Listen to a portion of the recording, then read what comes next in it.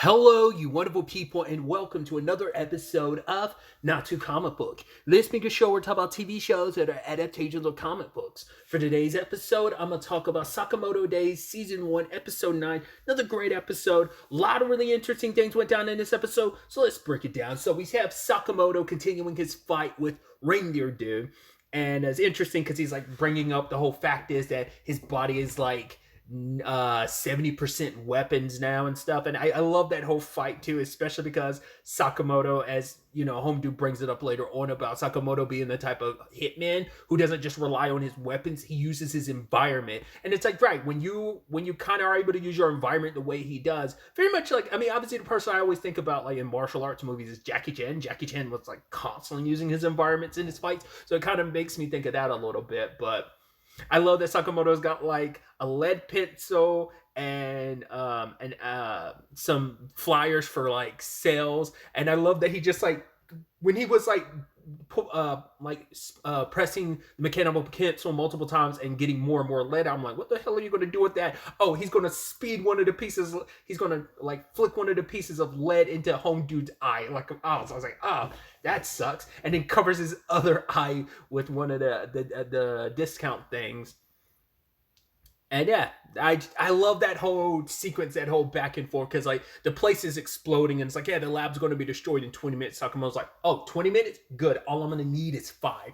And based on what he says later on, it seems like Sakamoto kept that promise. Like, no, I'm gonna keep this under. I'm gonna keep this at 5 minutes, and he did it in 5. So, very, very impressive. Sakamoto is a man of his word. This fight too is just a reminder. Just like, man, Sakamoto's so cool. He's the man.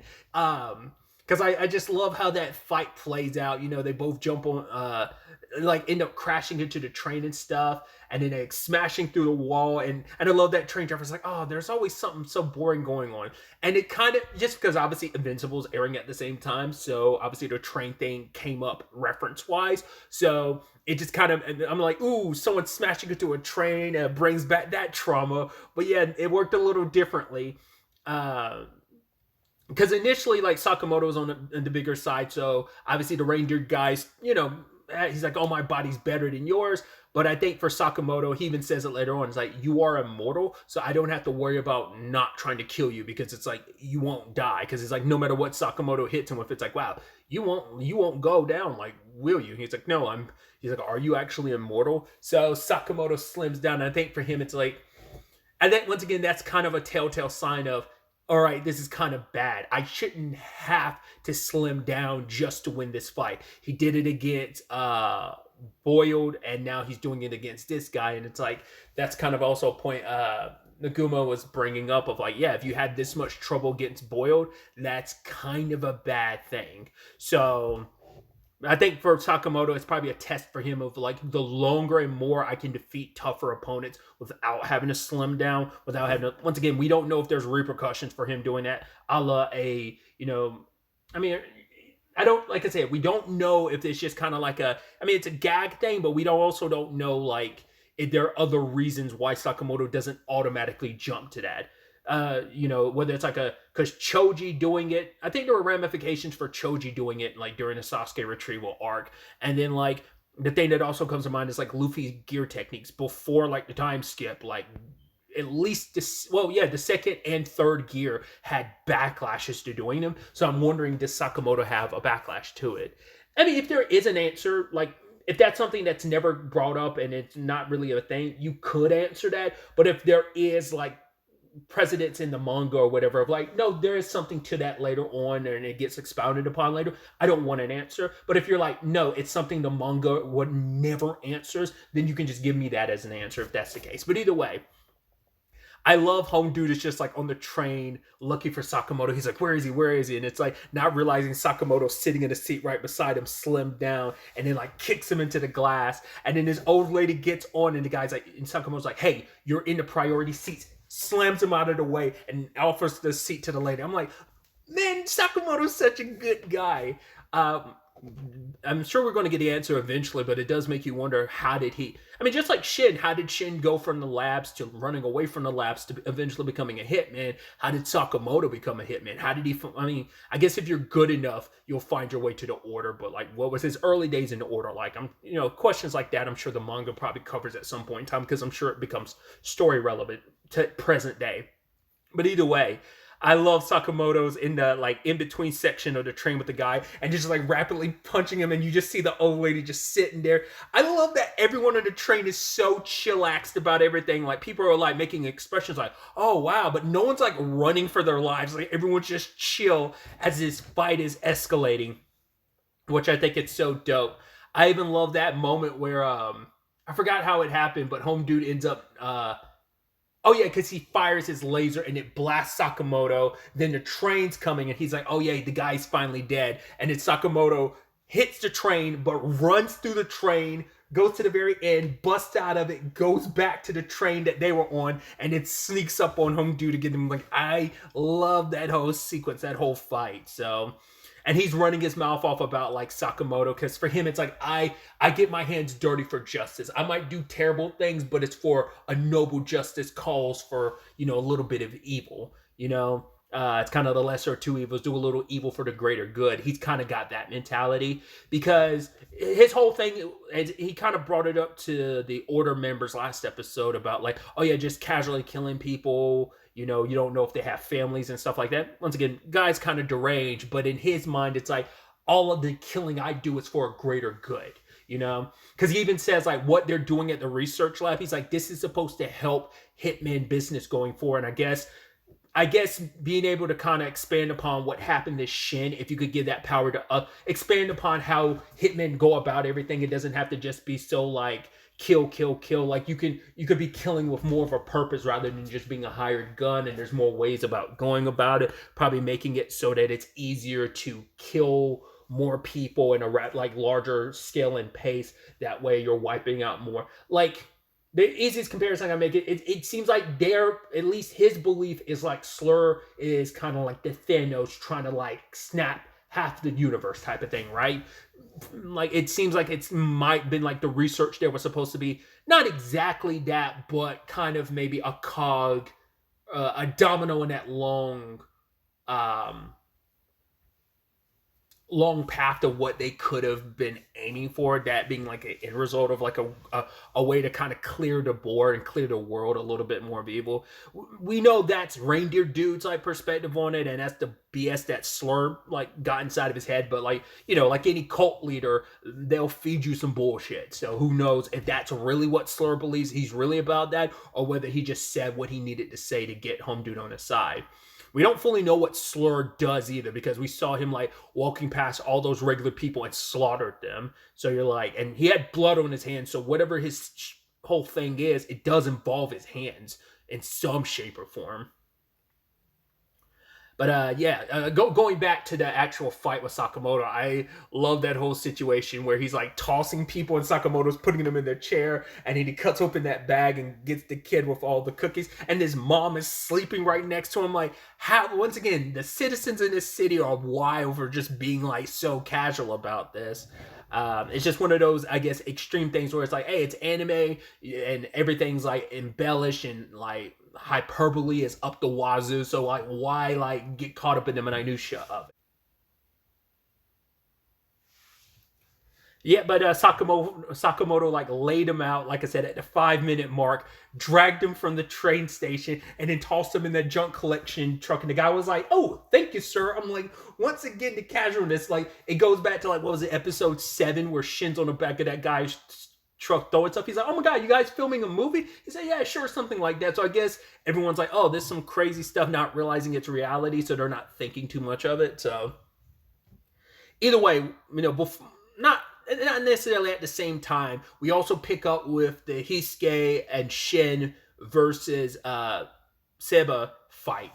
So that was really interesting. Obviously, like Seba's kind of like, all right, wounded. He's like, all right, crap, I got to deal with this sniper. It's kind of interesting for a sniper to be out in the open. And then, he shows up, Hisuke shows off what he can do, ricochet shooting, and is like, ooh, almost went straight for Seba's eye.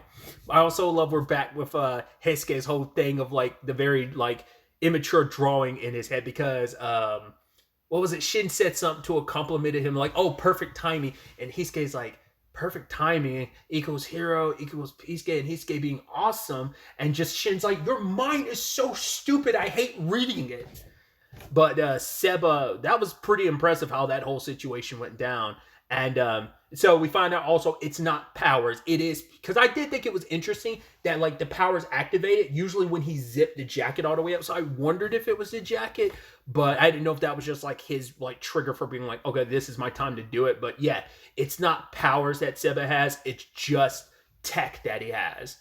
And so that was pretty wild. He wrapped it around like a broken pipe or cylinder or something and tossed it and clipped Heisuke's arm. Doesn't change anything because Hisuke still got a shot off and it ricocheted and struck Seba, but he was able to push through. But he ends up stabbing Hisuke, but Hisuke's like, nah, I'm not going to let you stand there and like badmouth me because the people I roll with say I'm a first-rate sniper and I'm not going to let you call me a liar. And so Hisuke gets off one last shot after Hisuke picked up one of the bullets for him. And what are we going to find out? Well, we know they're rotation bullets, but I'm curious, like, are we going to find out later on that Hisuke...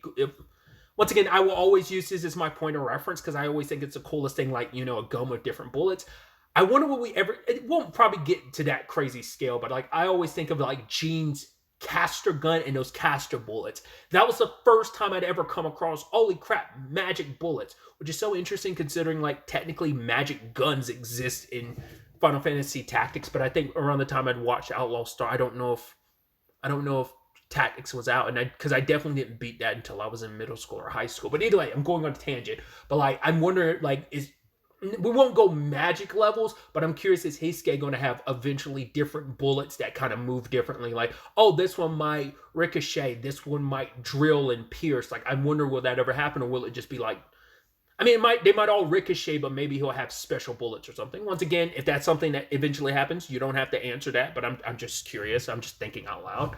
But yeah, Hisuke's one final shot hit the sprinklers, and it gave Shin chance. I love Shin just like jumping up, like wrapping his leg around him and just like dropping him. And Seba's just like, yeah, okay, I'm done. He didn't like, he kind of got knocked out, so he's out of the running. So all the guys here at the base, all the leaders have been wiped at that point. So at the time, you have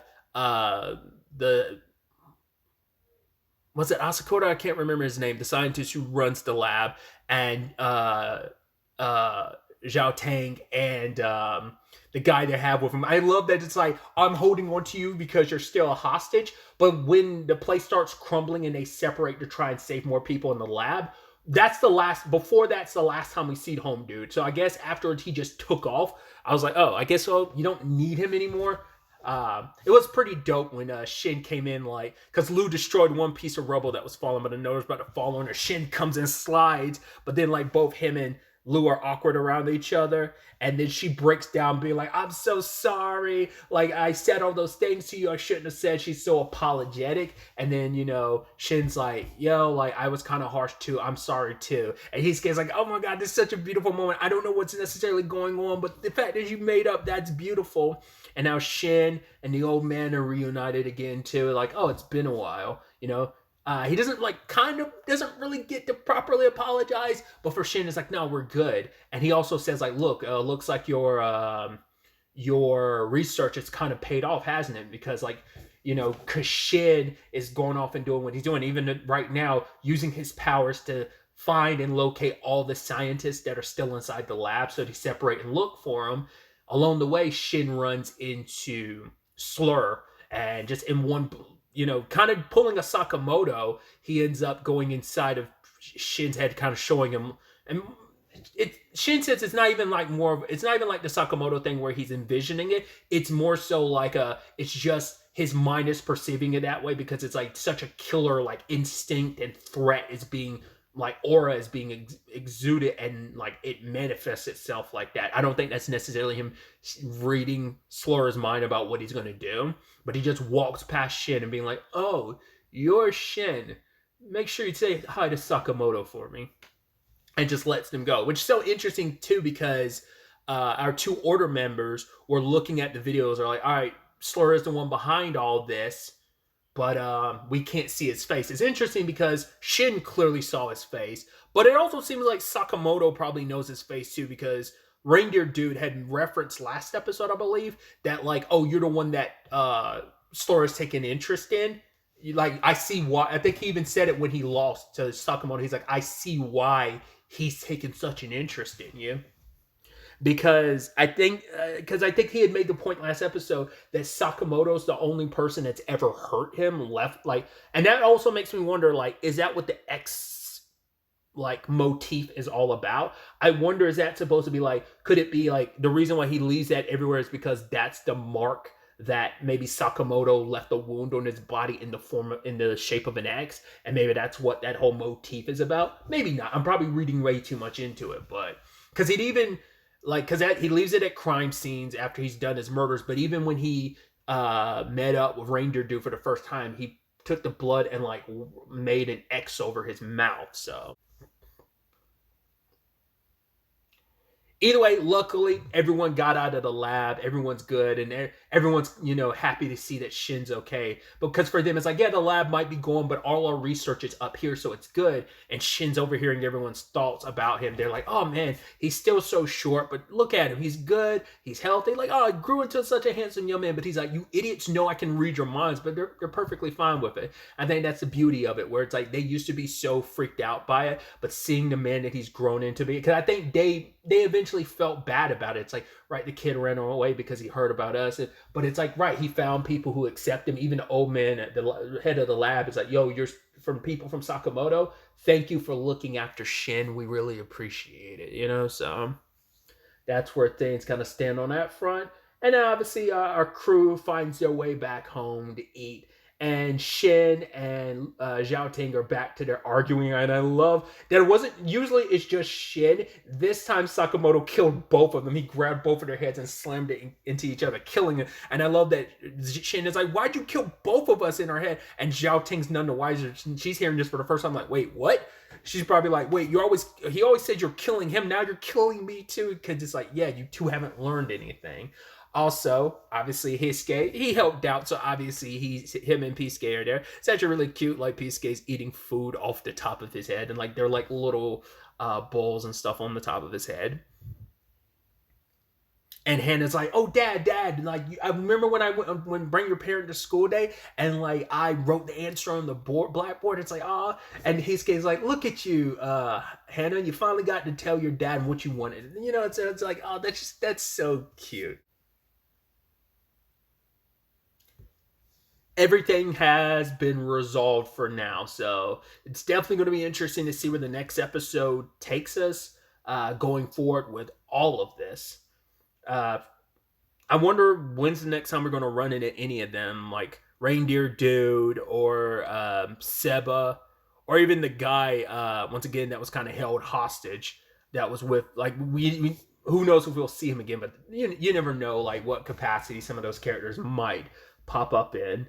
I mean, who knows? They could also pop up in stuff that just doesn't get adapted. Maybe there's some like gag stories or things that do happen in the manga that just don't get adapted. So that might be a thing, and we might not see them again in the anime, but maybe they pop up later on in the manga. It just depends on what gets adapted and what doesn't, and just how the story flows. But yeah, like I said, excited to see where the next episode takes us with all of this.